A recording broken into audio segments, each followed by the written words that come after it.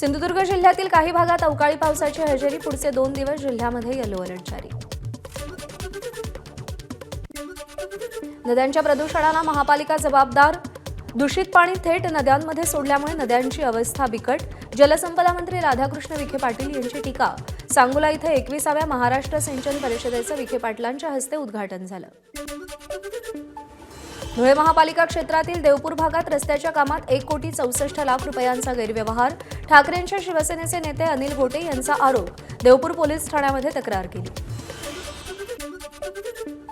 गडचिरोलीच्या वैनगंगा नदीपात्रात काँग्रेसचं ठिय्या आंदोलन. चंद्रपूर आणि गडचिरोली जिल्ह्यामध्ये भीषण पाणी टंचाई असल्यानं गोसीखुर्द धरणातील पाणी सोडण्याची काँग्रेसची मागणी.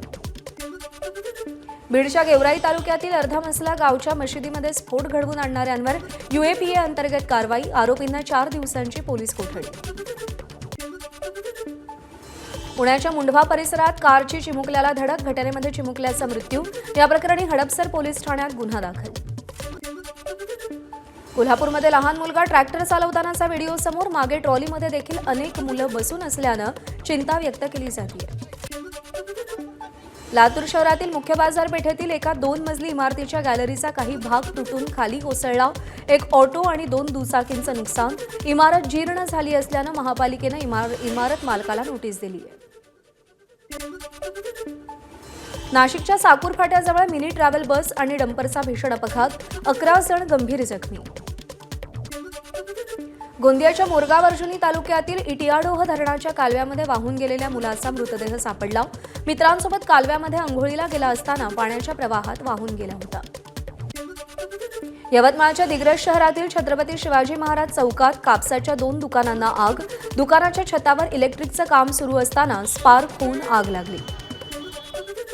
अकोला जिल्ह्यातल्या बार्शी टाकळी तालुक्यातील सारकिन्ही गावामध्ये